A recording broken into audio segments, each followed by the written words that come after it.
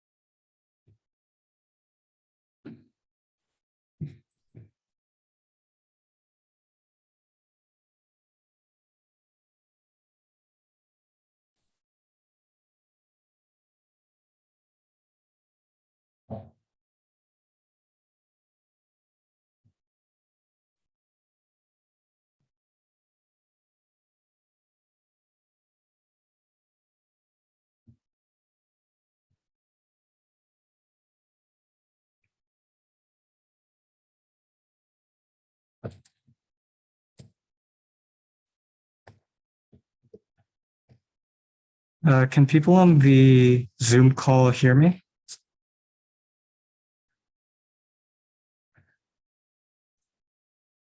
Okay. I'm wearing a mask, so it might be uh, a bit harder. Oh, hold on. Let me turn on the camera.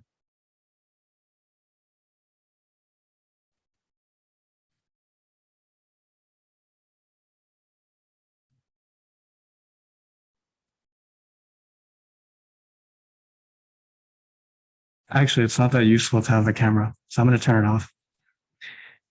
Okay.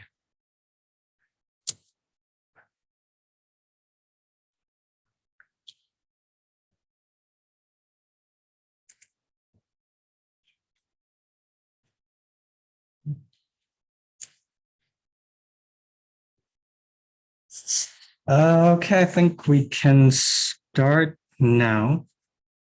Hello, I am your lecturer for today. I think you all know who I am by now. I'm a repeat visitor. Whether that's good or bad, I leave up to you.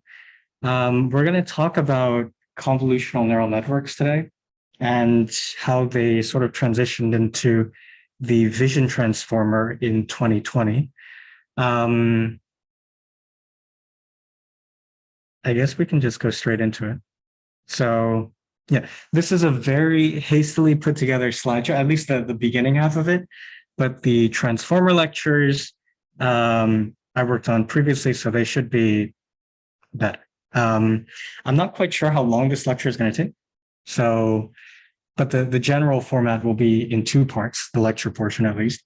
We're going to discuss neural networks, like the popular ones from 2012 up until 2015. It's a very small window, but during that period, like thousands of convolutional neural networks came out. So yeah, I think it's fine. And to this day, the networks that were developed during that time are still widely used. And then after that, we'll discuss transformers. Following that, we'll do an update. I was here last week, right?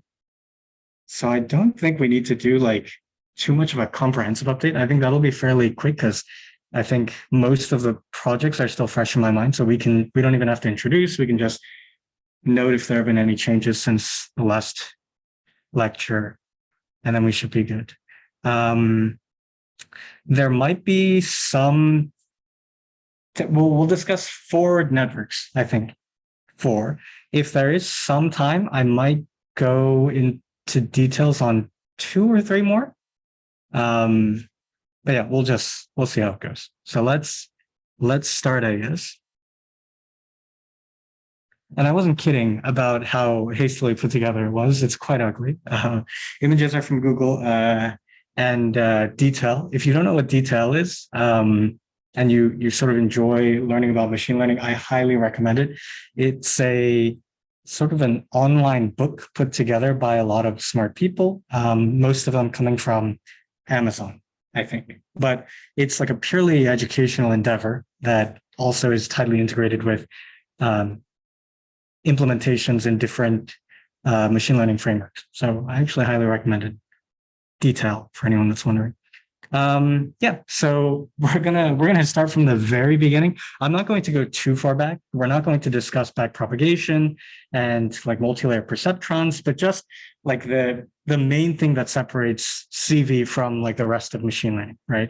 It's the idea of using images, which I'm sure all of you are familiar with because most groups, I think, are working with something to do with images, seeing as this is like a visual computing class. I'm sure we're all familiar with 2D convolutions, but the main thing that separates this from your traditional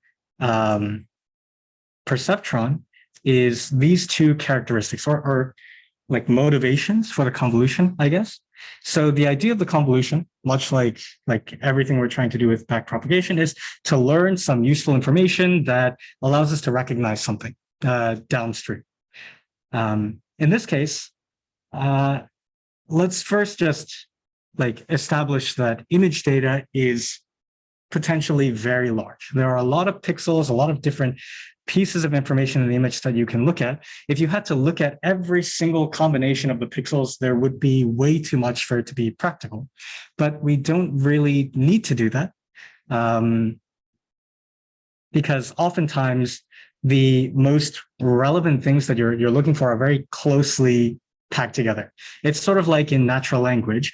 The dependence on words is often very small. You don't have to go very far in a sentence to find a word that relates to another word. So that's a similar thing, right? So the idea is locality. We don't have to look at everything at the same time. We can just focus in on a small area. But there is a problem with that. You can't just look at one area in your image and understand what's going on if you're looking for an object, right? It's not predefined that an object will be in a particular area. If it was, it would be extremely costly because you'd have to look for the same thing at every single place. And it's like, I guess if you have a kernel, well, that's what they call it, a kernel or a filter. That's what you're looking for. You can't have a kernel at every place because it's a waste of your time, right? So we have this idea of translation invariance that pairs with locality, saying we're looking for something that is in a small region, and we're looking for this thing in every single region. So that's, I guess, the essence of a 2D convolution, right? And then in conjunction with this, another important concept before we get started with this is the idea of pooling. There are different types of pooling, but the most frequently utilized one is max pooling.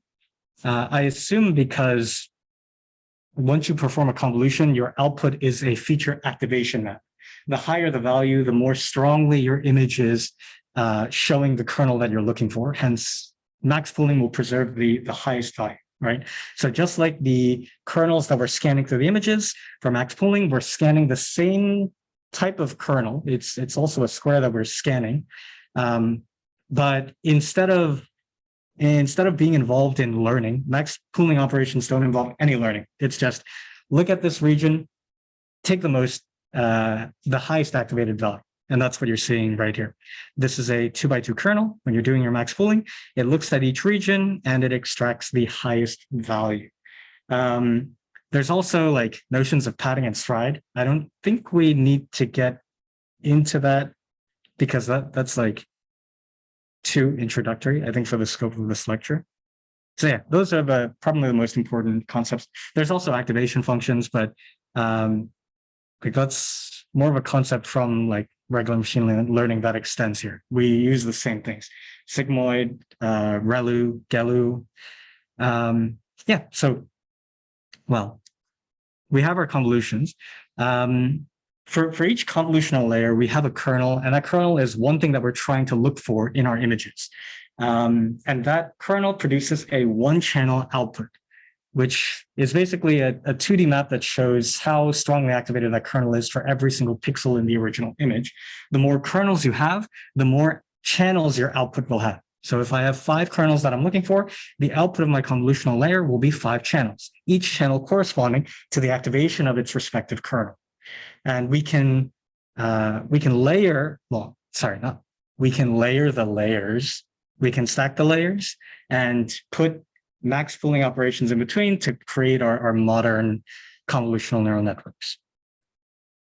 For some context, all of the models that we're going to be discussing today, including the vision transformer, are image classification models. And the reason why I'm going for that is because it's sort of the easiest way to discuss neural networks, and also the vision transformer is an image classification network. And that means we have to talk about ImageNet. So as all of you, well, for most of the groups doing machine learning related things, you'll have come across benchmarks for each of your problems. You're not all working on this. I know a couple of groups are doing object detection, which is a sort of variation of image classification, right? You have data sets like COCO and Pascal for that problem. For image classification, ImageNet is one of the most renowned benchmarks. And I think it was released in 2010, 2010 or 2012, I think 2010. And officially it's called the ImageNet Large Scale Visual Recognition Challenge. It had a lot of images, 1 million training images, 50,000 validation images, and 100,000 testing images, which means for its 1,000 classes, there are 1,000 images for training each class. Since its initial release, it has been updated. So now there are a lot more images and a lot more classes. But yeah, I guess, I know, since all of the networks we're going to be talking about were used for this, they sort of conform to its, well, they do conform to its representation. So in ImageNet, all of the images are 224 by 224 pixels with 3 channels for RGB. So keep that in mind. That's the input of all of the networks that we're going to be looking at. And before we go into AlexNet, I wanted to, I guess, discuss the real first one, which I think was in 97 or 98 by Jan LeCun. It's called LayNet. It's this one here without a label. It was a super small network designed to tackle the MNIST benchmark, which is just handwritten digits. I think it was originally made for like the Postal Service, maybe. Like numbers are in their interest, I guess. So this was made for that, and it performed fantastically well. This, I think, may be the first of this like modern type of convolutional neural network we're going to look at. But the structure is like super simple, right? Just 2 convolutions, some pooling operations. In this case, it uses average pooling instead of max pooling. I think now we prefer max pooling, mainly because of its non-linearity. And then after that, well, by the time we're done with convolutions and pooling, we're still stuck with a 2D representation. You get in a 2D representation, you output a feature activation map that is also 2D. But during classification, we don't really care about the 2D nature of the original image anymore. We care more about the semantic concepts that we're trying to distinguish used by learning through these layers. So the output of that average pooling, it's flattened. So it just becomes a single long feature vector.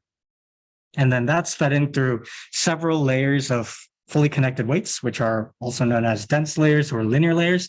And this is just like a very expensive operation where you're trying to learn the relationship between this final feature activation map, or the activation maps, plural, and the classes. The parenthetical expression here just shows the number of nodes in that layer. In this case, it's 10 for MNIST because there are only 10 digits. So 10-dimensional output vector. Yeah, so that was the earliest, but that wasn't to do anything with ImageNet. So to sort of get back into the like current context, we look at AlexNet. So AlexNet is like an improved version of the previous one. I mean, obviously, it came, I think, about a decade later. But what made this impressive is that it performed surprisingly well on the ImageNet benchmark. I don't have the actual statistic here, but it performed very well. And the main like innovation, aside from like there are very clear differences that we can discuss, which we will. But one of the big things is that since the time that LANA was developed, we have vastly improved our computing capabilities, in particular, our use of GPUs for CNX. So AlexNet was like, I think, well known for the fact that it splits up its training of these weights between two GPUs to accelerate its training despite having significantly more nodes, right? Yeah. Structure of the network, convolutions and max pooling, blah, blah, blah. Cool. We just discussed that. Some notable differences between its predecessor, LANA, and AlexNet is it uses ReLU activation instead of sigmoid activations. There's this notion of like a vanishing gradient problem. We don't have to discuss that here, but it's just something to note as like a difference between ReLU and sigmoid, and why nowadays we use ReLU so much. Max pooling it used instead of average pooling. It also uses dropout regularization between, I think after this fully connected layer and this one, dropout, yeah. When you say this, Oh, sorry. Okay. Whoops. I hope the context clues were enough to. Okay. Yeah. Thank you. Okay. So dropout dropout after the first two fully connected layers. It's called dropout regularization. What it does is regularization. Yeah, that's also not in the scope of this class. So I'm not going to discuss regularization. It's just a way to manage overfitting, basically, which is a lot of the motivation behind like many things in machine learning, it seems. But yeah, another thing, it uses a bigger kernel size in the beginning. LANet starts with a 5x5, and AlexNet starts with an 11x11. If you're more familiar with like recent networks, that'll look a bit unusual to you, because typically what you'll find is like kernel sizes from 1 through 7. 11 is fairly large.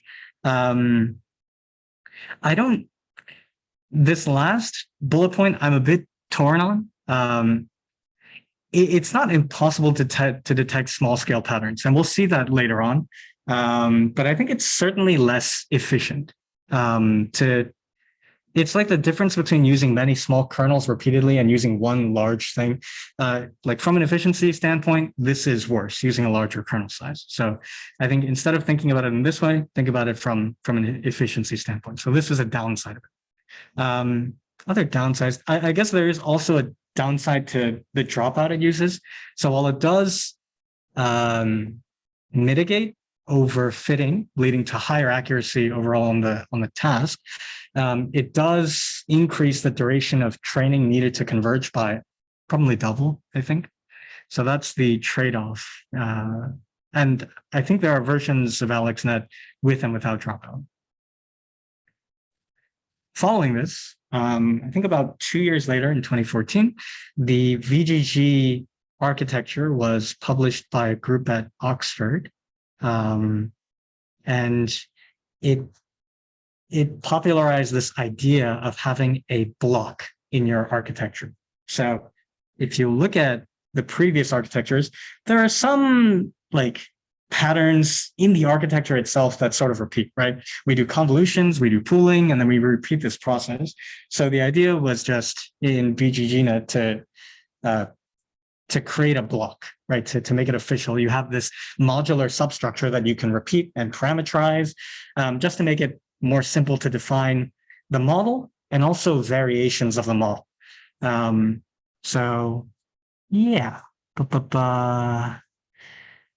So each block of VGG, this is the VGG block, AlexNet you see here, VGG block, and then the VGG architecture consists of these blocks stacked on top of each other, followed by fully connected layers, just like we saw in LayNet and AlexNet. Each block is very similar to what we've seen before, right? But instead, now we see multiple convolutions, and after each convolution, we have an activation. And after these convolutions have done their learning, we have our max pooling operation, which downsizes the image by half.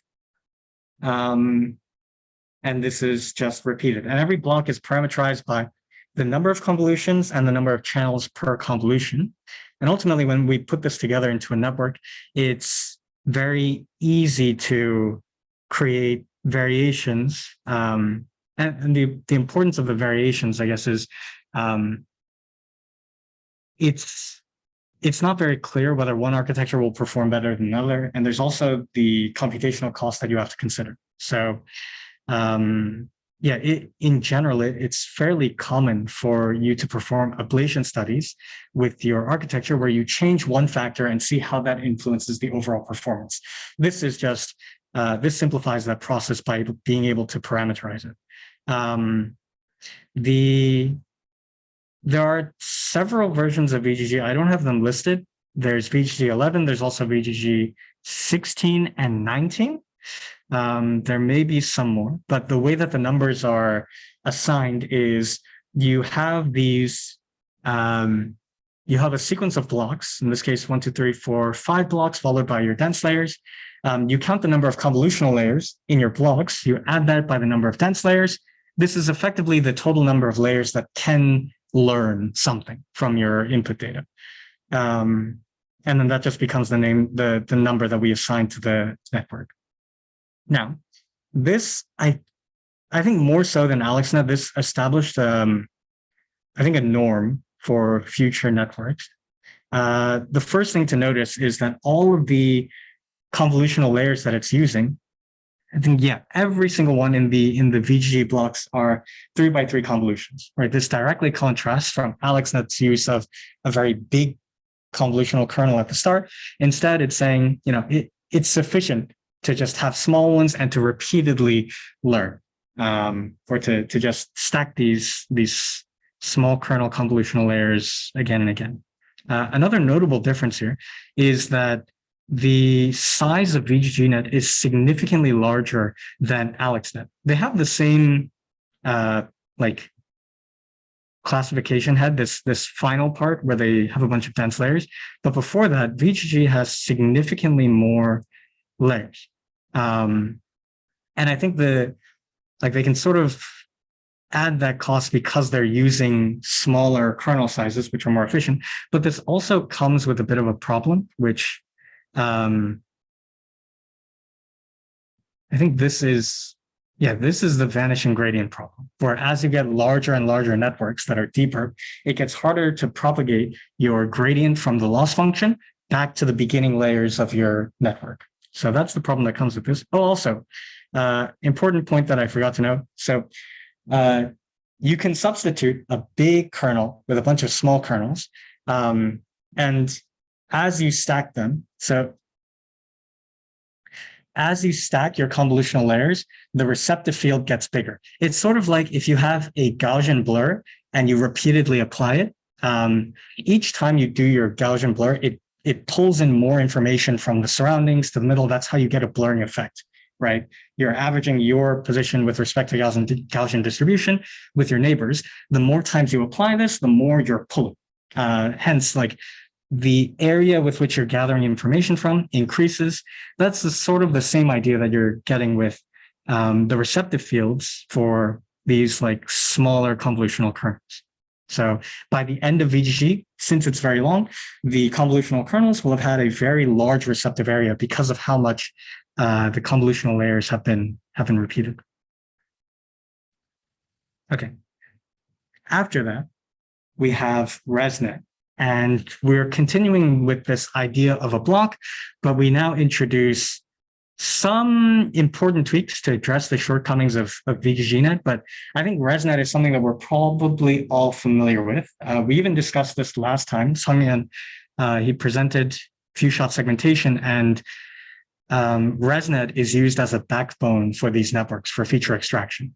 So at this point, I think we're completely caught up to, I think, like the current state of the art,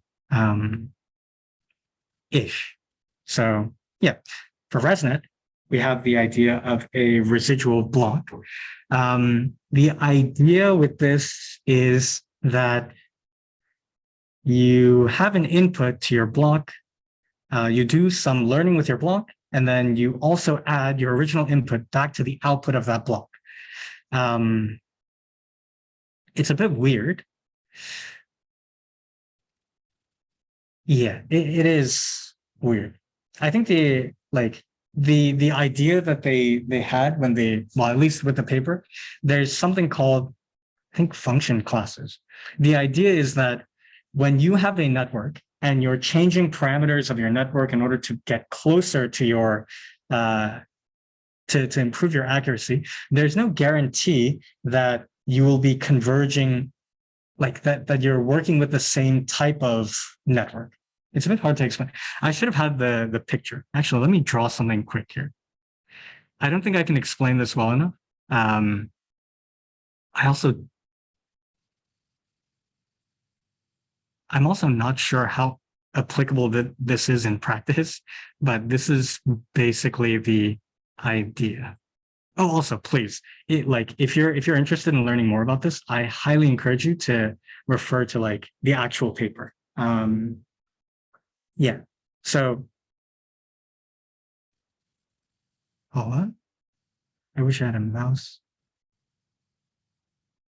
to.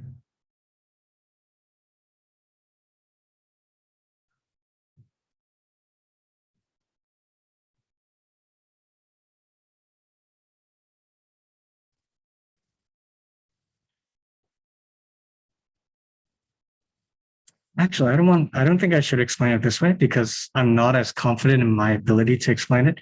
So I'll give you a sort of alternative explanation to this. So if I have this residual connection going from my input past the block and added back to the output, it is technically possible for me to just zero out my weights in the block or use like, I don't know, an identity kernel. Effectively, you can make it so that this block doesn't learn anything. It effectively skips the block. So in some sense, one ResNet architecture actually can become many different smaller architectures. For instance, if I just skip a block entirely, now I have a smaller network.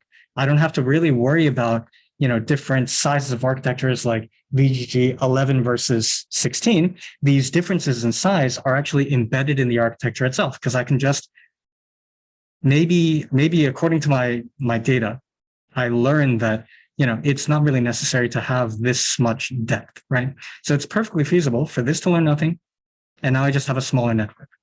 This, I think, is like the practical application of this concept of these function classes. So I think this is what you should probably take away. But yeah, I guess that's the, and the idea of these residual connections. Well, there's a very good, oh, it doesn't show here. So I think like since the time that this paper has come out, there has been some debate about whether the residual connections actually perform the tasks that they were like originally proposed to address.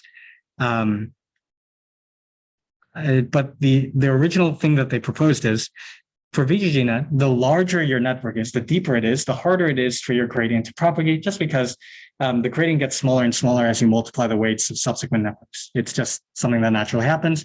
That's why we have things like batch normalization that rescale your weights and make it like that facilitate back propagation. This residual connection is also a means of doing that, easing the propagation of the gradient through your network, because now you have these highways that you can say, oh, my gradient, I need to propagate it through this block, but also I have a highway to go deeper into the network. Yeah. Whether that's actually like true, that is like a question of some debate. So yeah, but I'm not up to date on my literature, so I don't want to discuss that further. And just like VGGNet, oh, also I should note, like in theory, this is certainly possible, right? There's nothing saying that when you're training your network, it can't learn to completely remove the use of one block. But in practice, you will probably not encounter that. There's really no time where you will actually have no learning at all in a block. So there are some variations of ResNet. I don't think we really have to go too deep into it.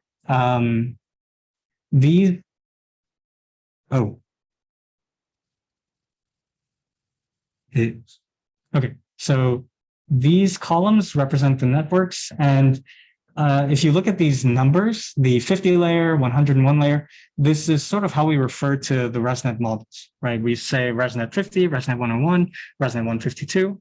Yeah, and these are the ResNet variants that are used nowadays, I guess. Yeah, I don't think we have to.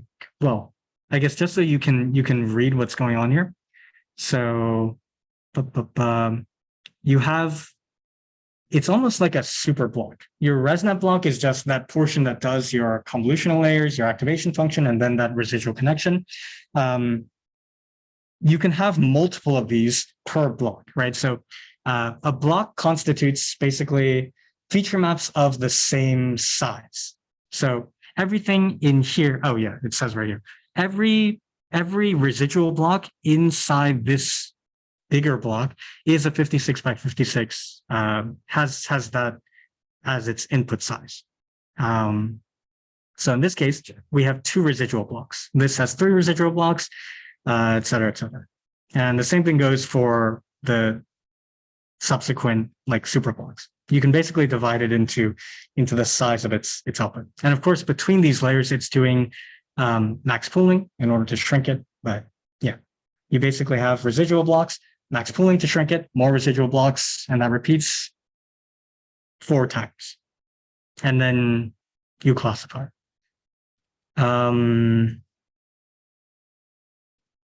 It's 12:42. We can discuss 2 other networks and then go on, or we can just go straight to it. I think,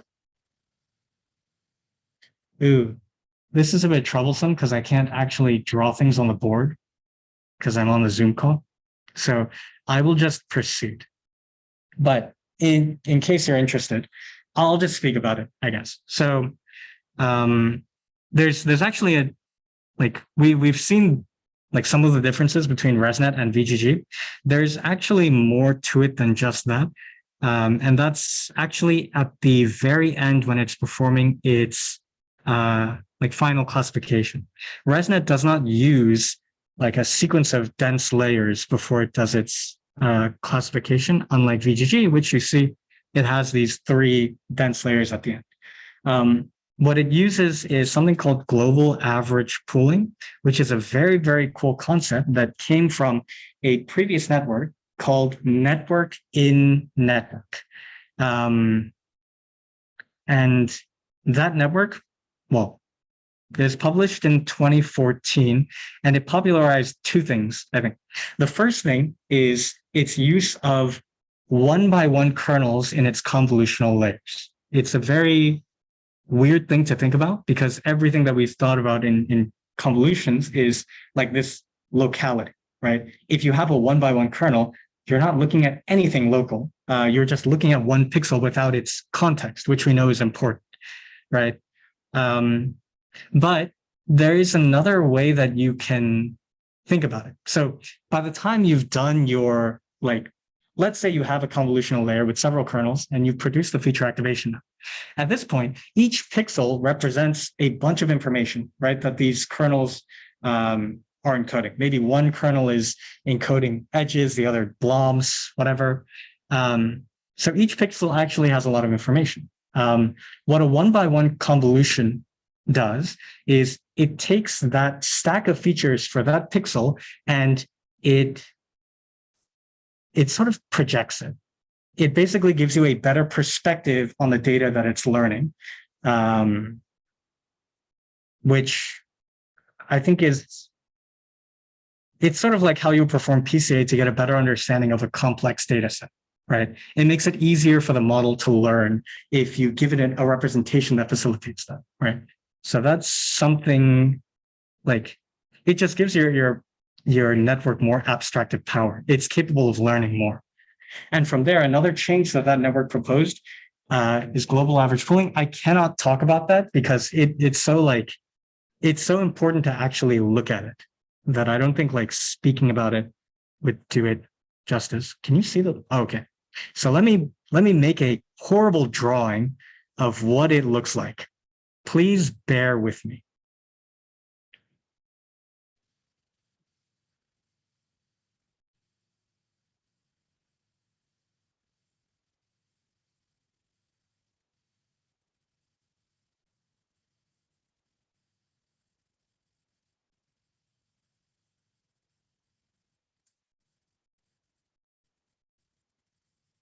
Honestly, it might be better if I just go on Google Images and get something, but it's too late.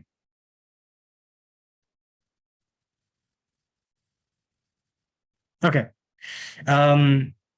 Let's first go back to the idea of what happens at the final convolutional layer in everything preceding like network and resin.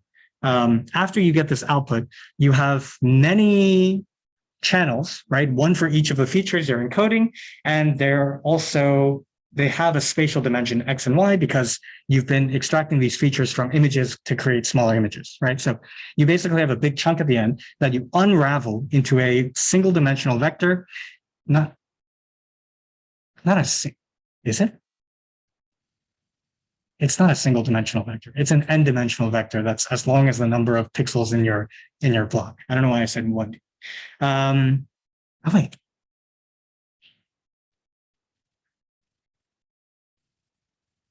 Sorry, yeah, it is one dimensional.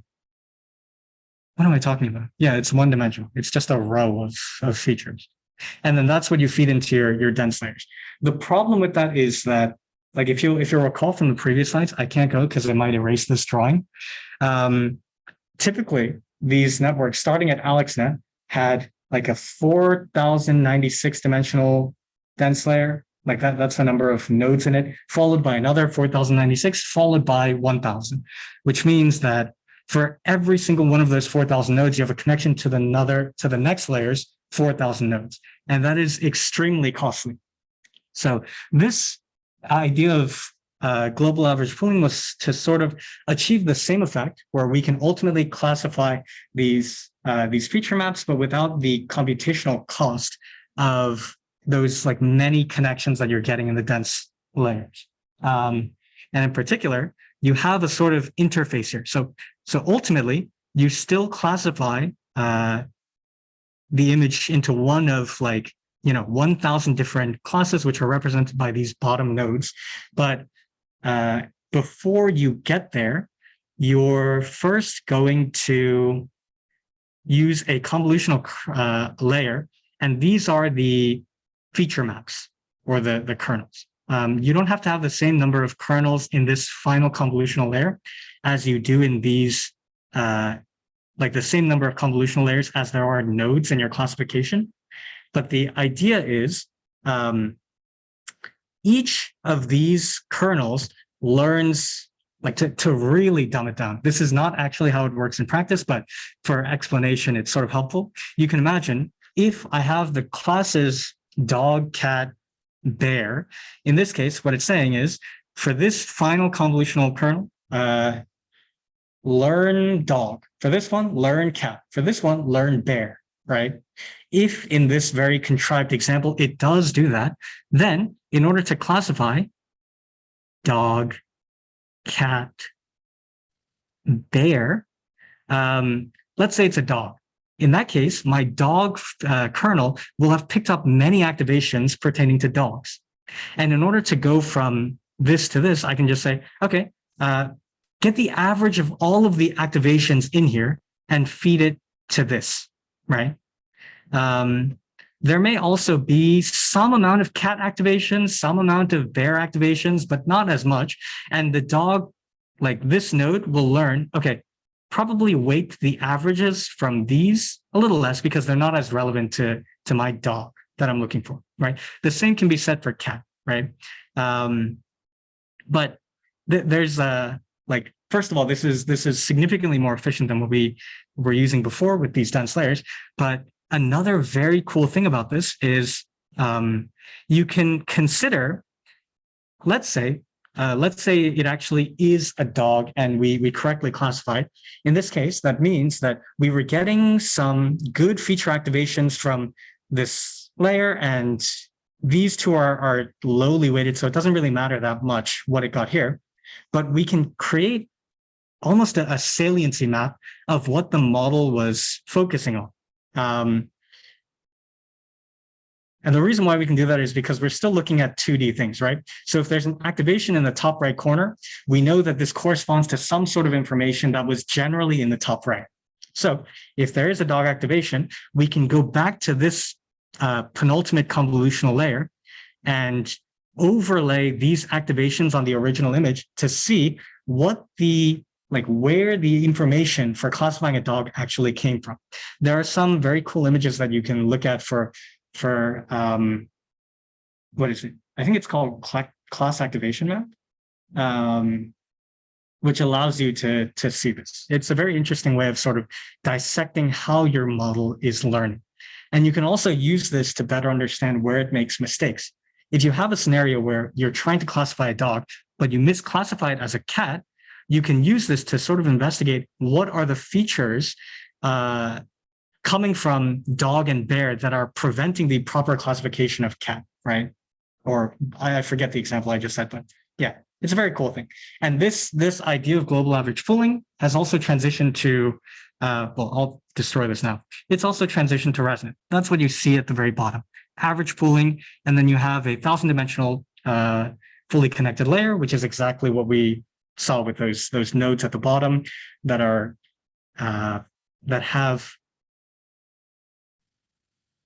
connected to the feature activation maps from the prior convolutional layer. So yeah, very cool thing that that global average pooling. Yeah, there are more networks we can talk about, but I think that's enough for now. It's 12:50. Let's take a 5-minute break, and then we will dive into the meat of this lecture, which is the vision transformer. Yeah. Okay. And if there are any questions, which I assume there aren't, feel free to ask.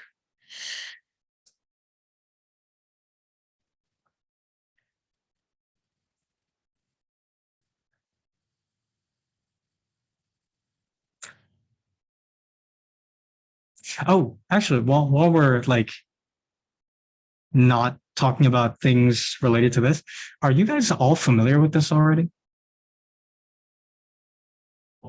Like, is this useful to know? Just to get like an idea about your understanding of computer vision? Because I think like many of us have been exposed to it either through like, the internet or like previous classes you've taken in like the grad school. But like, is this informative? Yeah, I'm sure the vision transformer, not as many people have learned about. Okay. All right.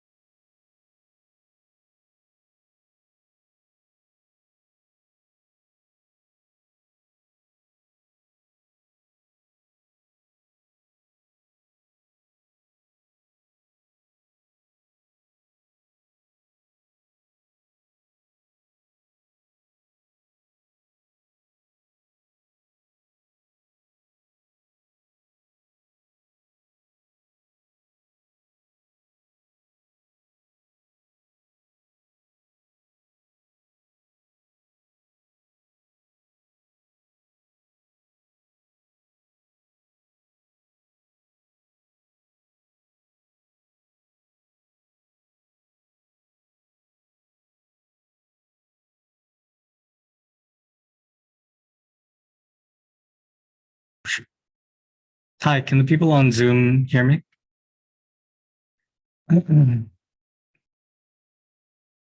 Hello? Okay, perfect. All right. So, oh, I'm far back. Okay, so let's get into the vision transformer. I hope I will do a good job at explaining it because it gets very unintuitive.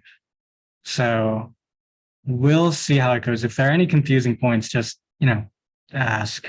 So yeah, we'll start off with this, I guess, the contrast, right? We have the CNNs, all the things that we discussed previously, and we at this point are very familiar with how they're learning features. We have convolutional layers that are paying attention to small patterns, and as we layer these convolutional layers, we can look at bigger and bigger patterns. And also, in general, I don't. I think since we're all familiar with CNNs, like it doesn't really have to be explicitly stated, but like I guess the value of having convolutions with uh, pooling layers interspersed is the fact that you can learn multi-scale feature information, right? In the beginning, you're looking at very small things because you have your big input with a small receptive area.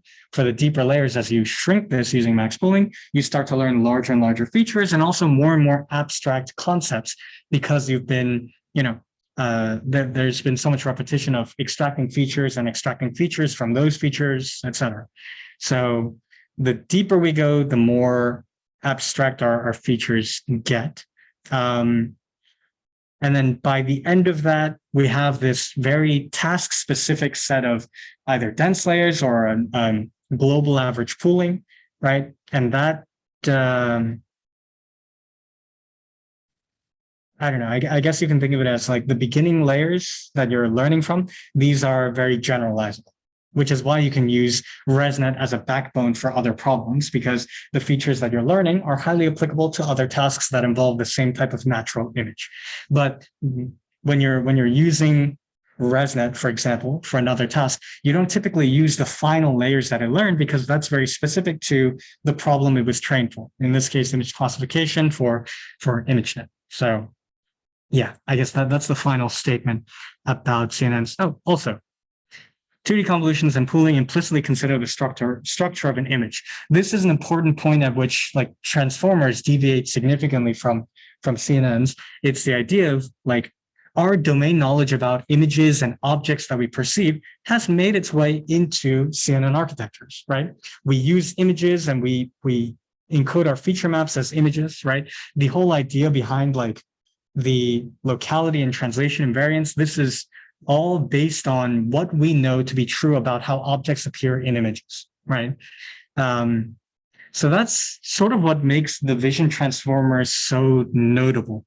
The transformer is an architecture that I think came out in 2017 in the natural language processing community. Natural language processing, if you're not familiar, is a complex task that I personally hate, so I don't know much about it. But it's very complicated because all the words we say, there are so many dependencies on other words that make it very complex to understand. And you'll know if you go into like, I guess, machine translation, or if you take an NLP course, it's very complicated. And what they are really interested in, because of these complex dependencies, can be generalized as attention. What do I need to pay attention to for this word in order to give it some context? What words relate to it, right? Yeah. So the vision transformer is a fairly faithful use of the original transformer, but now for a completely different purpose. In this case, it's images.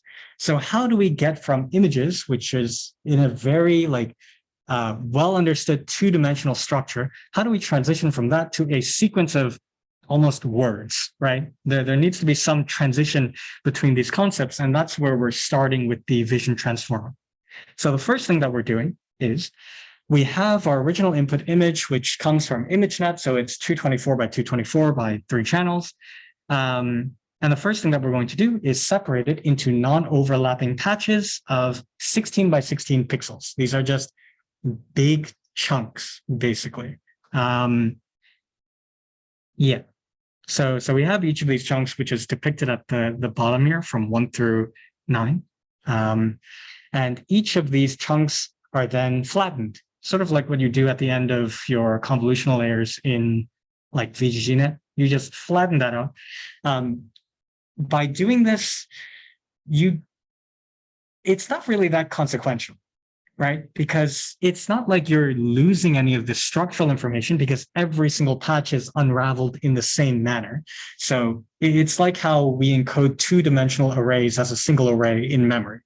There's really no, like, you don't really remove the structure there. What removes the structure is the fact that after we have flattened each of these patches, we completely forget about the order in which they came for now. We put them in a sequence, and it doesn't matter what permutation that sequence is in. You can have the first patch being in the third index, the fifth index, it doesn't matter. At least like at the start. We do something about that later because structure is important. But the idea here is that we're not starting with any assumptions. So let's we're going to get rid of that from the start and then work our way towards that in the future. So that's where we begin. And so now we're not even going to consider this as like an input image anymore, because the actual transformer encoder, it takes in a sequence of embeddings. Right now, we have a sequence of patches that have been unraveled or flattened, right? So the first thing we're going to do is a patch embedding.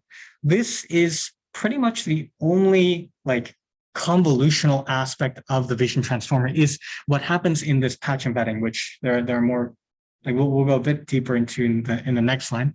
But after we've run these patches through the same patch embedding, so they're all going through the same network one at a time, then you have a sequence of embeddings. And that's what we'll just be calling these inputs as they transition from layers. They're not feature activation maps, they are sequences of embeddings. And as we progress through the network, these embeddings become more and more abstract, complex, better suited for the ultimate classification task.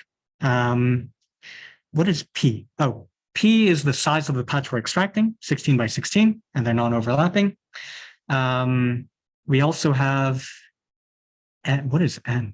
Oh, N is just the number of 16 by 16 patches you can extract from said input.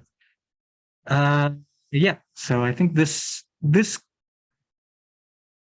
puts us right here. So we've created a sequence from the image, and there's no knowledge of any position information, like the relation between different patches is completely unknown at this point. And we've processed them using some sort of patch embedding. So let's first discuss what's happening in the patch embedding. I said, like just now, that it's sort of a proxy for convolutional layers. It's the only place where we'll really find this like visual stuff happening. And I guess the way that we can prove that is like resizing it back to its original shape. Well, okay, we flattened it. We've learned some features in the patch embedding, and then ultimately we produce the activations of those features. The features that it's looking for, we can put back into the 2D shape and visualize that, and that's what we see here. We can compare that to some of the features, for example, learned by AlexNet. I think these are the beginning, what is it, like 7 by 7 convolutional kernel. These are some examples of what it's learning, and they're like the canonical, like, what are they called? Like building blocks of shapes. Like morphemes are building blocks of speech. There's like a building block of like visual stuff. I can't remember the name of, but like you're familiar, right? Like all images we can just break down into edges and blobs, and ultimately those can, structure into more complex shapes, right? We see that the same type of kernel is actually being learned in the vision transformer, but to a larger degree. These kernels are 16 by 16, and it's learning multi-scale features. We're not just seeing, these very complex, high frequency lattices. Like in the first image, these this is a high frequency lattice, this is a sine wave, whatever. But you're seeing multi-scale features, right? You see something that looks like a Sobel filter.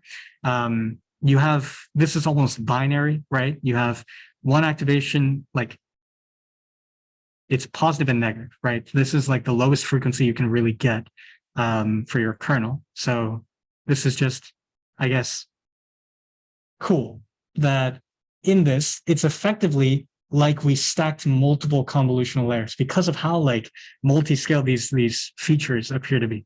So yeah, the point is, we have our 16 by 16 stuff. Rest assured, we are extracting useful image-based features from it. That's what this is mainly to indicate. Instead of blah, blah, blah. Yeah. And also, instead of doing that in like a sequence of convolutions, we're just doing it all at once in our patch embedding with, I think it's a one by one, like I think it's just a one by one convolution that's happening here. But yeah, I don't think that matters too much. What you should take away is just at this point, the sequence of embeddings now has very useful information. Let's just consider it that way. It's no longer just a sequence of pixels. Yeah, we have, I think, discussed too much about the interdependence between pixels and images. But yeah, okay. Now we get to this idea of we've removed all of this structural information, how these patches relate to each other. We need to recover that back somehow. It's a bit of a complex problem that has been addressed in many different ways. We can describe the position of each patch in the original image in many ways, right? We can consider it one-dimensionally, right? The top left is 1, then 2, then 3, blah, blah, blah, just like you see here. We can express it in 2 dimensions as well, using X and Y coordinates. You can also do some very complicated, like relative positioning, which is what's used in natural language processing. I will not go into that because it's like, I think, far out of the scope of this lecture. But the main point is we're using the original position information to recover some information, but we're trying to learn it. We're learning a position embedding from this, either this one-dimensional position, two-dimensional, this relative encoding, and we're producing a vector of the same size as the patch embedding so that we can add them together. It's not exactly the same as a residual connection, but I should be familiar, right? This idea of adding two things together instead of concatenating them. And sometimes it's a bit hard to wrangle with the idea that like you can add two things together and it preserves both pieces of information, right? Like I think intuitively when you think about this, if I tell you like I'm giving you accelerometer and gyroscope data, preserve both of them, your first instinct is not to add them together. It's probably to concatenate them, right? I think the simplest way that you can think about this without that like weird doubt in the back of your mind is consider that you only, so this patch embedding is, there are variations of Vision Transformer. The smallest one, I think, is 768 dimensional, this embedding. That's a lot of features, right? You probably don't need that much to encode position, which you can sufficiently do in X and Y, right? So you can imagine that, let's say, in a contrived scenario, that all of the activations that you produce from your position embedding are strictly above this line. So everything above that line stores useful information about the position encoding. And then assume that in the patch embedding, everything below that horrible line is storing your visual features. Now, when you add them together, there really is no conflict of information. It's just the same thing as a concatenation, right? In practice, it's not like that because we have many dimensions. Even if it is, like, let's say these top two, there's only 2 dimensions we're encoding position, right? In practice, it won't look like that because we can look at it from many different perspectives. Just like how a plane you can look at in 3 dimensions, and now it's no longer, y equal to 0. Y has many different values if you look at a plane from a different 3-dimensional perspective. So this idea of like very neatly separated subspaces, you can just translate that. Yeah. If you had doubts about adding those 2 embeddings. So we've sort of left the Vision Transformer to its own devices in order to learn the best representation of positions that it can. we ourselves have our biases that have shaped CNNs, right? We say that things that are next to each other should stay next to each other. So what is it that the transformer learns through its positional embedding? Well, this is a visualization of them. So for each of the, well, okay, how do I, is it 7 by 7? What's 16 times 7? 112? Okay. And that's half of 224. Okay, makes sense. Okay, so this 7 by 7 grid is showing the positional embedding, position embedding associated with that patch location, right? And the small plot that you see within it is how that position embedding relates to others using cosine similarity. Yeah, cosine similarity. So at the top end, I mean, it's sort of easy to interpret, right? If it's a dark value, it means that there's a lot of dissimilarity. The more yellow the value is, the higher the similarity. And what you ideally want to see is, a highlighted patch where that embedding belongs, right? So if we look smack dab in the middle, this is the middle embedding. It should be most similar to itself and then neighbors around it, right? For things at the bottom corners, you expect them to be highest at the corners that they're belonging to, right? Which is what we see right here. Actually, I'll switch back to the laser pointer, which is what we see here, here, here, here.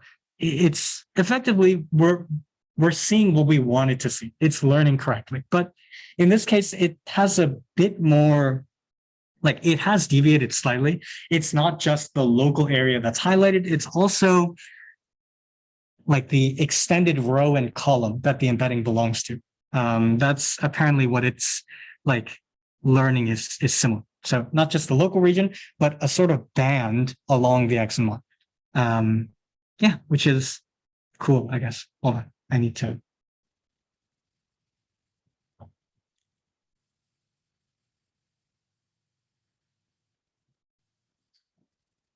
Any questions so far? Perfect. Okay. So we sum those up, and that's the beginning. Everything we've just discussed has nothing to do with transformers, everything to do with how we get from images to sequences. So at this point, we have a sequence of embeddings, and we can move forward with the actual like complicated part of the vision transformer. Yeah. Yeah. Okay. The first thing is, like, as I said before, now we're thinking about sequences of embeddings that are being passed.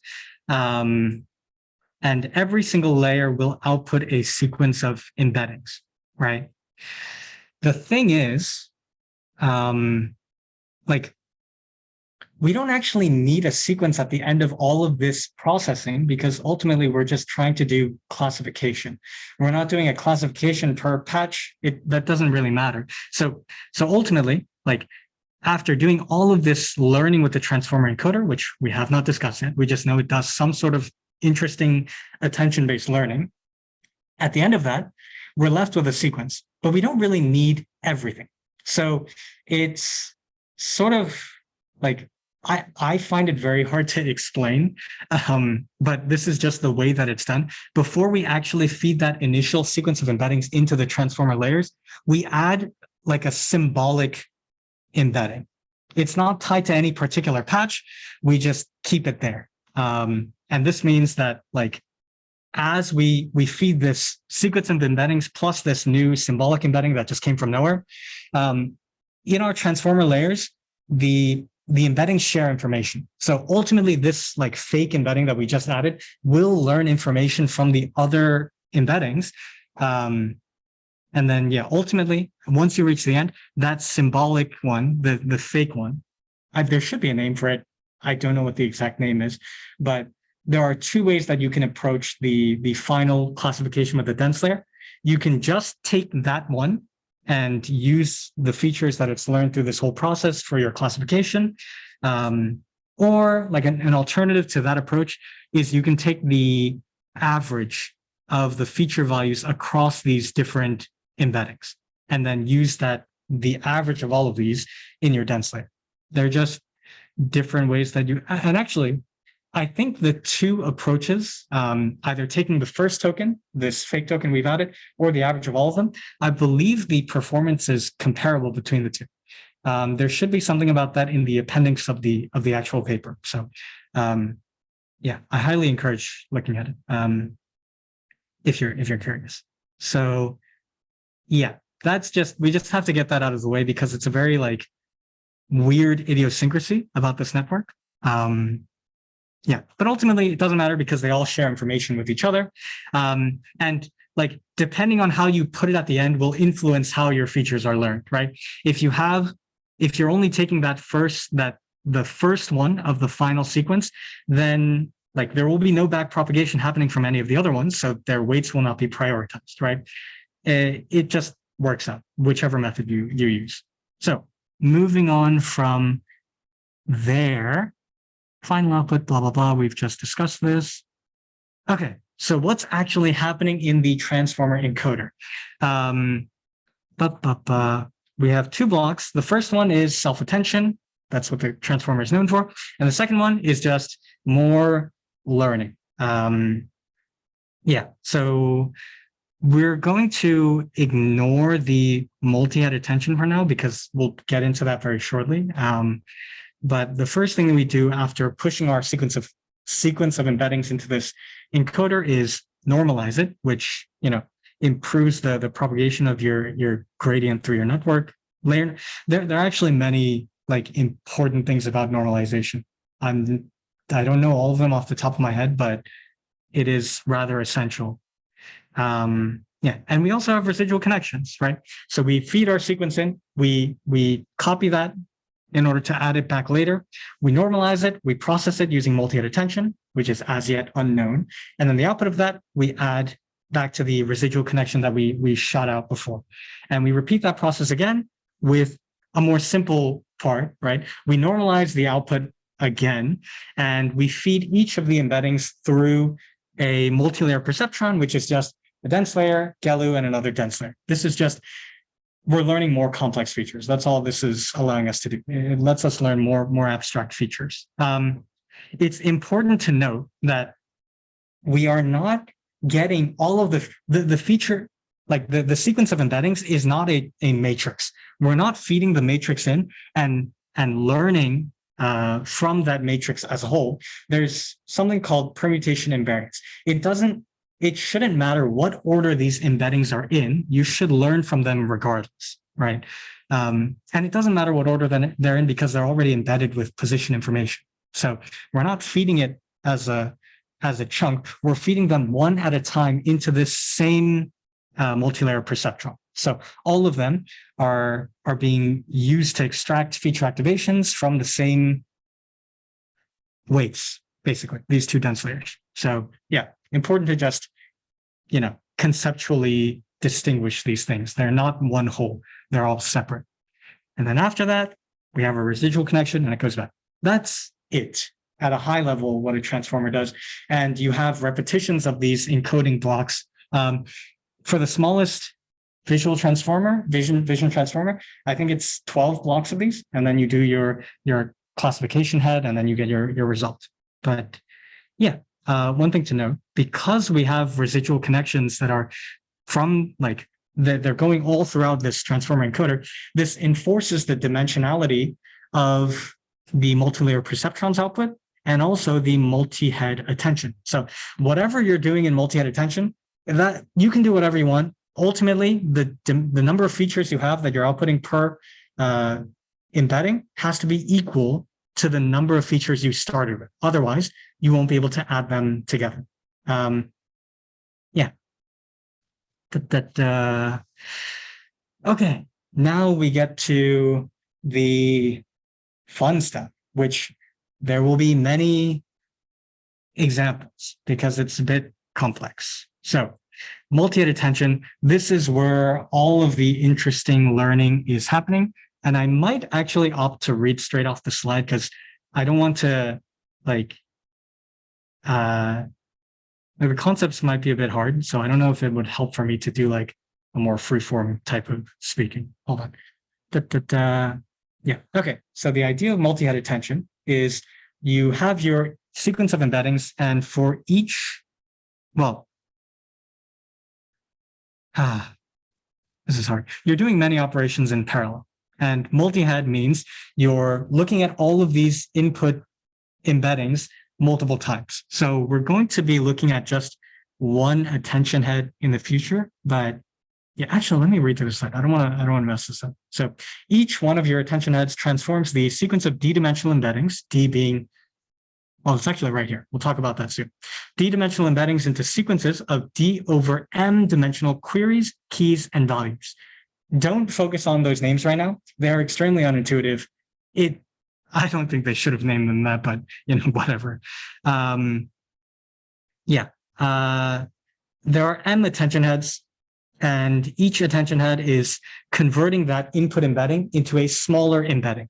The reason why it's doing that is because ultimately the output of every single attention head that has now divided the dimensions evenly, they'll be concatenated. So that's why you have a d over m dimensional set of new features, right? This is basically saying queries, keys, and values are new features entirely that I've now extracted from my input embedding. And of course, like you can expect that each head extracts a different set of queries, keys, and values because I don't know, it's just more optimal that way. And this, I guess, is just good to know about the variations. I think we've discussed all the parameters really that can be differentiated between the two. So let's just go through this very briefly. We'll just look at the first and last. So the first one has 12 layers. The dimensionality of your embedding, which is enforced throughout the entire network, is 768. The MLP, the multi-layer perceptron size, is 3072. So the inner dimensionality of this MLP. So the input, it has to have 768. From the 768, we learn. Well, we have a set of weights that we multiply this, the weights that we're learning in our dense layer, and that turns it into a 3000 dimensional vector. And this second one gets that 3000 dimensional vector and projects it back to 768 dimensions. That's what that MLP size is saying. And heads is the number of attention heads. So the amount of processing, the amount of the amount of learning I'm doing in parallel. That's all that means. And many parameters. Actually, it's fairly efficient. With respect to the performance it gets, I believe it's efficient. I could be very wrong. We'll see in the last slide. But okay. This is going to get complicated, so I will just read off the slide. Bear with me. I know it's going to be boring. In each attention head, scaled dot product attention, which is the main operation, the mathematical operation driving this attention mechanism, is used to find relationships between embeddings using queries, keys, and values. The heads output sequences of value vectors, which are concatenated along the feature vector. That's what we discussed before. We split up the dimensions evenly between the heads, and then we concatenate. That's all that's saying. After concatenation, each output is transformed using the same dense layer. The concatenation and projection ensure that the input and output dimensions of the multi-head attention are the same. So we know that we have this constant embedding size. We can't deviate from it, and that's all that's being done at the end, I guess. Cool. Aside from the learning, there's obviously learning happening. At every instance, you see a fully connected layer, a dense layer. There's learning happening, right? So, yeah. What the multi-head thing for? We haven't gotten to there yet. Find way to back it or important. No, but that's the responsibility of scaled dot product attention. We're getting to that in this one.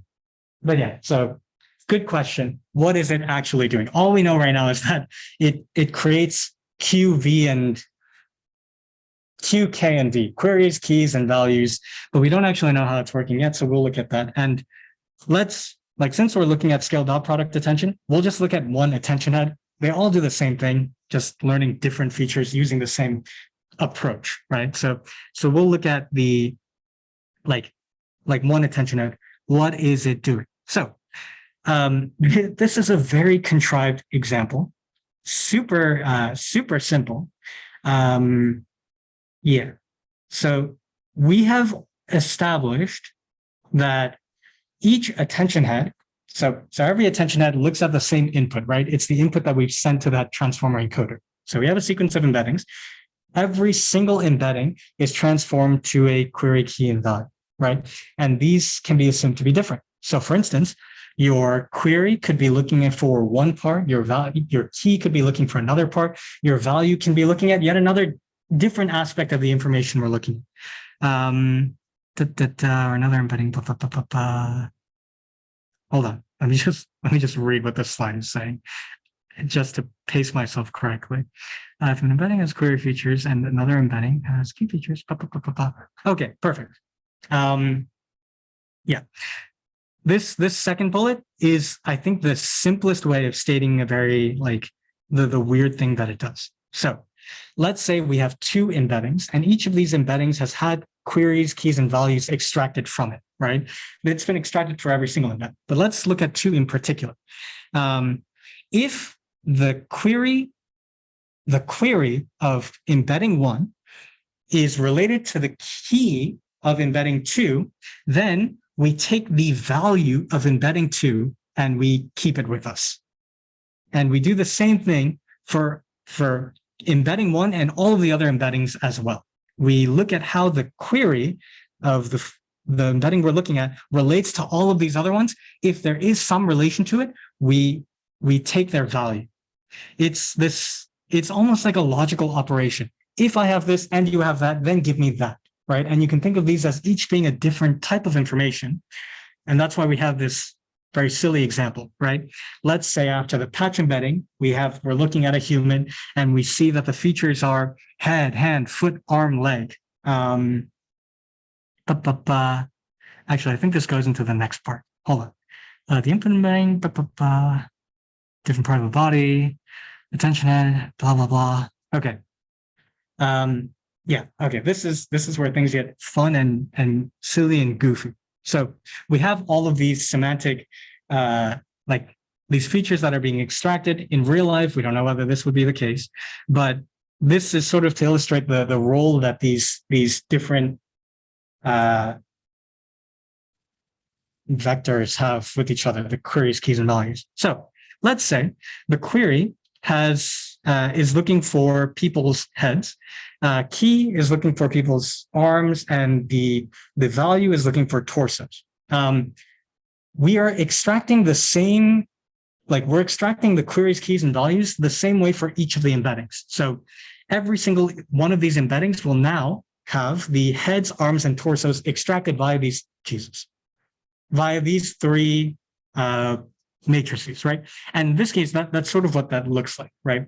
We have these vectors for each patch showing how much of the head is there, the arm, and the torso, and we can zero in on one thing that we're looking for. We can focus by just zeroing out the other ones in our weight, right? So if I just multiply this matrix to this one, then only the head will be remaining, right? And you can assume that this is transposed. So when you do the multiplication, it actually works out. Right. So this vector will extract only the head information. This vector will extract only the arm information. This vector will extract only the torso information from each one of these. Again, just a silly, goofy example, but you get the idea, right? Effectively, we're looking at different things. And what scaled dot product attention is doing is this second to last thing, which is important. This means that the attention mechanism is looking for relationships. Query, key, and value. Query is head, key is arm, V is torso. Did I say that right? Yeah, you get the point. We're looking for relationships between heads and arms in order to find torsos. That's what it means. And this operation is what drives the entire thing. There's no guarantee that it'll give you something nice like this, but Yeah. If a head and an arm are present in an image, there is a high probability that there is a torso connecting them. That's, I guess, like a sort of explanation as to why this example might work, right? Why would you look for a torso if you found a head and an arm? Because spatially, you have to, unless you're dismembered, your head is connected to your arm via your torso, right? So that's just to motivate this particular example of this triple, right? Yeah. So let's look at the math and actually understand how this is happening. But this is clear, right? Yeah. So does this depend on like domain knowledge? No. Oh, maybe because I put all these like this information there, maybe you would think, but like, no. Yeah. Sorry. They like this, these features are purely, like illustrative. Like you would just have your regular, yeah, it's just like for example, once you get past, you can assume that the patch embedding is like ResNet, a sort of backbone that's extracting features. By the end of that, you know that some of the features probably relate to heads and arms, right? But there's no guarantee. This is just sort of to illustrate how you would like focus on one thing, right? The way this like weight vector is multiplied. But like in practice, it is important to recognize, thank you for saying that. It's important to recognize that nothing is this simple. It is extremely complicated. Trying to distill this type of like very clear information is probably not feasible, right? But yeah, I think it's just important to understand how that like how the query key and value relates to each other in like through this example, right? This just gives you some intuitive understanding about it. So what is the actual math that's driving it? Scaled dot product attention. That's the name of it. So in order to find the relationships between the queries and keys in order to retrieve their values, you just multiply them. It's essentially the dot product of every single cell in my query to every wait. Oh no, outer product is more common. It's the same thing, kind of. Hold on, sorry, that was a very bad. I basically said nothing right now. You just compute their similarity. That's the easiest way of thinking about it, right? Hold on, let me get the query keys and values, pattern values, sense layers, ways.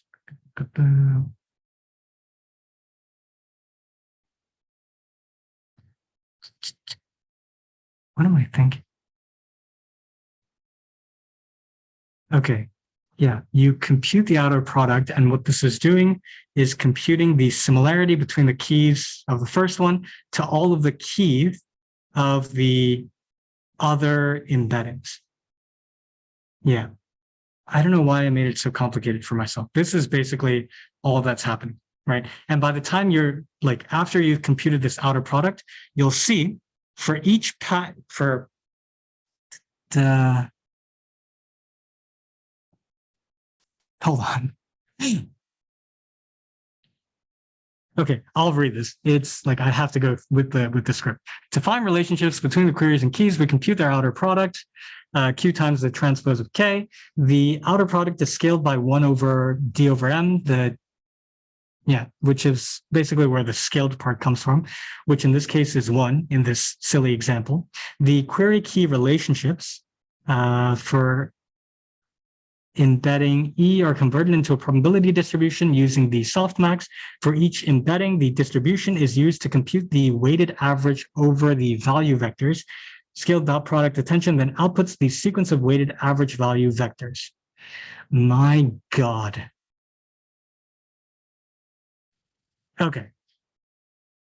You can think so each of your embeddings has these 3 types of information extracted, and you're computing the relationship between each embedding and each other embedding, which is why ultimately you end up with, if you had 3 embeddings, you would end up with a table of 3 by 3, right? The relationship of each one with respect to each other. If you had 7, seven embeddings, you would end up with a table of 49.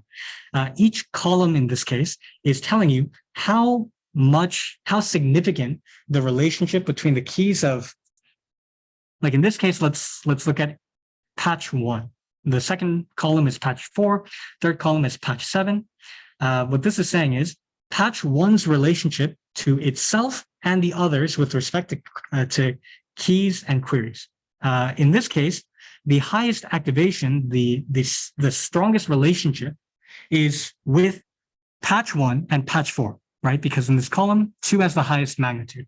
What that likely indicates, since the value is so high, is that the desired query has been found in patch 1. The desired key has been found in patch 4. Hence, like the value will be very strong. So you're trying to find different types of information. And when they appear in the correct way, you'll find exactly what combination of embeddings has that relationship. That's why you see zeros for everything else. In this case, what is it? Queries were heads, keys were arms, right? If you look at these, if you look at these other patches, they have no head information. So you can't have any relationship between a head and an arm if you don't have a head in the first place. That's why all of these vectors are zeroed out. So it's just a similarity matrix. That's really it. And the similarity matrix, so we'll just look at one column. For the first one, I have now my similarity from myself to everyone else, seeing whether they have the query, the key that I'm looking for. Sorry for all the mix. The activations can vary, but ultimately the highest one is most important. Either way, I just want to make this into a convex combination so that they sum up to 1, right? And that's why I use softmax. If I treat this as a probability distribution, I can just take the weighted average and everything will be nicely scaled. So that's all I'm doing. I have this similarity matrix. I'm looking at a similarity vector, how I relate to others. I'm creating a probability distribution over them so that I know how to weight them in a way that when I combine the weights, it sums up to 1. That lets me average their value vectors, right? So what we see here is that patch 1 has a relationship with itself a little bit because it has a tiny bit of an arm and it has a head, right? For 4 has a much larger portion of an arm, which is why its activation is the highest. And then for 0, there's no arm there, so there's no relationship. This means that when I'm weighting the value vectors, which is torso information, I'm taking the most out of 4 and some of it out of 1 and also a little bit out of 7 because that's just the nature of softmax, right? And I take the weighted average of all of these values, and that's it. It's basically how much torso information is in that. I take the amount of torso information I can find in people that have arm information. It's so complicated. And in this case, normally, there's a bit of a weird thing here because we're using softmax. Normally, when you have similarity, where you're looking for features, when the activation is 0, you know that what you're looking for is not there. In this case, that 0 that represents 0 information is different because we're converting everything into a probability distribution. That means even if I have 0 relationship to anybody, since I'm using softmax, although they're all 0, they are all equally probable to be 0, which is why these softmax weights are 0.3. It's not saying that there's 0.3, it's not suddenly giving it value. What this is saying is, if you take all of the value vectors of these embeddings and average them together, that is your 0 value. If you produce a weighted value that's close to that, that means you have very little information. The more distinct your value vector is from the average, the more information you have. So it's a very bizarre transformation of this data. Yeah. There's more. Oh, I think this is just what I explained. Honestly, having this up would have been more helpful. So I would have had to stop repeating queries, keys, and values. Yeah, it's a handful. But ultimately, it's just this funky logic operation that it's doing. And for each head, that's what's happening in every single attention head. It repeats this in parallel. So you can consider that each attention head is looking for a different types of information that it's trying to piece together, and we're repeating that. So like as we repeat this process, we look at more abstract features that we can relate to each other. It's like a weird brain. I don't know. So how does it do? It does well. It the At the time that this was published, the state of the art in ImageNet was a variation of ResNet. Many models nowadays are variations of ResNet. So BIT was, I think, published by Google. Maybe I think, yeah, it's a variant of the ResNet architecture with some pizzazz. Oh yeah, it definitely was from Google. I will tell you why in a moment. So it does well. It beats the state of the art using this completely like bizarre architecture that throws away all of our assumptions about convolutional neural networks, right? But it's not always the best. It takes a lot to get this thing started. These are results that were taken right from the paper, so you can refer back to that to get a better look at this. But it truly beats the state of the art when it has seen an immense amount of training images before being tested. So even though we're testing our models on the ImageNet benchmark, it doesn't mean you have to train exclusively on ImageNet. You can pre-train on ImageNet 21K, which is the newer variant of the original ImageNet task. So I'm training on more, testing on the original, right? In this case, it beats the state of the art at JFT 300 million. The reason why you know that both BIT and VIT, Vision Transformer, are from Google is because only Google has access to JFT 300 million because they produced the data set. So you can imagine that when they published, when they submitted their preprint to, I don't know where they submitted it, Coral or iClear, some conference, right? Probably not Coral. Yeah. Yeah, it's not really a mystery that it came from Google because only Google can use this thing. So like immediately that just destroyed like the double blind review process, I imagine. But I mean, ultimately it doesn't matter because they created a very interesting network. And this wasn't the first instance of using a transformer in vision. I think Facebook, like in months prior, actually did a similar thing called visual transformer, and they applied the transformer to image segmentation, I believe, or instance segmentation, one of those two. The reason why we're talking about vision transformer is because it's like the most faithful representation of the transformer. The other papers are, well, the papers that follow this, they're derivative of this. The paper that preceded this, the visual transformer, it's not a faithful representation. There are some tweaks to it that are made. So that's why we're discussing this one. So yeah, when it's pre-trained on a ton of stuff, that's when it really gets going. It also performs just as well as the state of the art, or better than the state of the art, in other popular benchmarks like ImageNet Real, Sephora, Pets and Flowers. It's a bit intuitive what types of data sets they are. I forget what the other ones are. It's been a long time. I should have had something about their computational complexity. I guess I don't have it. This is sad. I don't know if you're interested in how efficient it is, because that is an important consideration for your models, right? There are two axes: the amount of parameters, or the computational cost of your model versus its accuracy.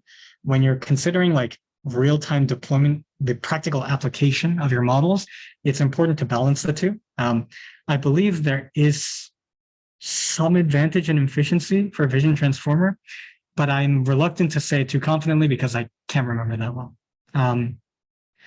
Yeah, so that's it. That's this thing. Are there any questions, or do we at least have some? Or sorry, I can't see any.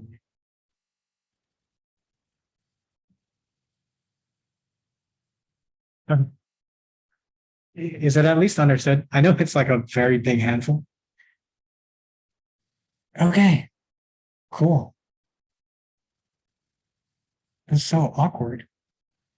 Okay. Oh, my gloves are fogging. Great. Okay. That's that's it for the lecture portion. We're going to transition to the um to the to the group updates. Um yeah. The people in the Zoom call, do you want to present? I think we haven't been doing I like people in the Zoom call. Can you hear me?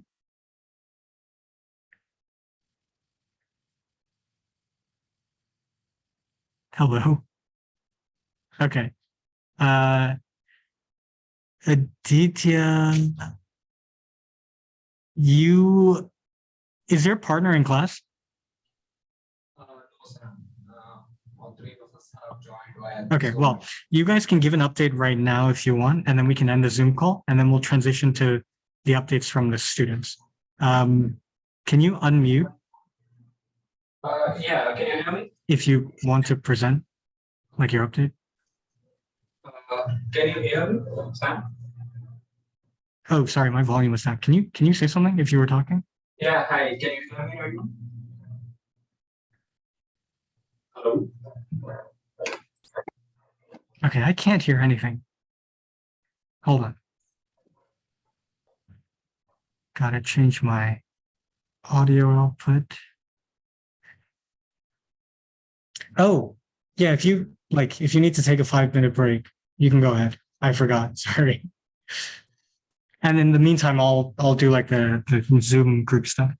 Hello, can someone talk? I changed my Yeah, audio, Sam, so can you hear me right now? okay. I can't really hear you.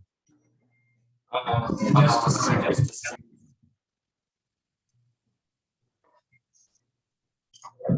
Let me quickly rejoin the call. Okay.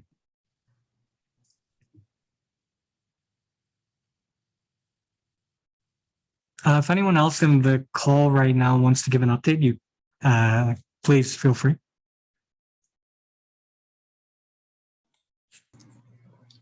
Sam, can you hear me right now? Yes, I can hear you. Yeah. So, yeah. So I remember the what you discussed. Wait, you're the Tryon group, right? Yeah, right. Okay, you don't have to give the context again since I'm still familiar with what you've done. So the problem that you were having before was relating to formatting, right? Yeah, and we were successfully able to get the palette that I was talking about from the examples image that was given in the Git repo from the people, and we Yeah. were successfully able to transfer the exact palette information onto our images, which we generated over the segmentation technique. So right now it's working, but again we are kind of stuck at another point where we try to extract the segmentation information from different body parts, and for some reason we are getting around 28 segmentation points even though we have specified as 20, and yeah, currently we are looking at that part, and I'm pretty sure I have gotten some information, and we would be working on that and fixing that as of now. Okay. Sounds good. At the very least, I'm glad that the first formatting issue has been resolved. Yeah, It's now yeah, another right, formatting issue. right, Right. yeah, Right. Okay. That makes sense. I don't yeah. I don't think I have any further questions. I think it's like, yeah, Yeah, I well guess done it's on getting it. yeah, I guess it's pretty straightforward from now. At least I believe so. Yeah. So yeah, So we'll I keep have a you guys question. up. Yeah, sure. After the second formatting issue is resolved, does that mean your full pipeline is feasible? Because I think right now you have not been able to do like to get through the entire 4 stages with your own examples, right? Yeah, right now, if we fix the second problem that I just talked about, I guess we'll Hmm. have every component in its place, and it's just matter of connecting everything to make a full-fledged pipeline. Yeah, Okay. so as an alternate, we have another segmentation model that we were working on. So with that, we have like full end-to-end. We have tested out like full end-to-end images. but because the thing Aditya is talking about is more it gives more Because qualitative results. yeah, So we are still trying to fix that so that we can include that in the pipeline. I see. Okay, perfect. Thank you for the update. yeah, Yeah. thank You guys can feel free to drop off. We're just going to do other updates. So yeah. Yeah, Harsh, did you Thank want to update? So Yeah, Harsh is same in group, our same group. group. Same Yeah. group. Oh, I see. Okay, you guys can all drop off then. yeah. Okay. Thank you. Thank you. All right. Bye-bye. Karthik, did you want to give an update? Sure. I mean, my update for this week is I'm still Wait, what cranking group are through- you in first? Oh, sorry, the VR space design. So the VR I group. see. Okay. Yep. So my update this week is mostly I'm cranking through and building out the pandemic town. I have all the scenarios up now, so it's mostly just getting all the details in to create like immersion for the participant. And then I also created a version for the Oculus Quest. So just getting the plugins working and then mapping out the controller schema there. And yeah, and my plan is to finish all this week and then have it ready for participants to start testing it after doing some basic Q&A. Okay. Sounds good. Are the participants going to be sampled from the class? I'm going to work with my the research mentor to get the participants. How I are we see. doing? Who's your research mentor again? Serena. Oh, perfect. Okay, that makes sense. All right. In that case, I don't know if there has been, have you gone, like, does this fall under an existing IRB, like ethics approval? She's been working on some of this stuff already, so I think maybe it falls under hers. Oh, wait, yeah. this is like analyzing the gate as they walk through like different stimuli, right? From to the next door. Yeah, a similar idea. It's just going to be laid I out see. in a different Okay. format. but similar. I believe that falls under the like existing IRB. So you'll probably be doing your participants will probably like be real university students. But Okay. okay, yeah. I think I'm fully aware of what you're doing. Thank you for the update. Yep, cool. Thanks. Okay. I'm going to end the meeting now because now we're going to do group updates for the class. So yeah, Okay. that's it. Thanks. Bye. Thanks. Bye-bye.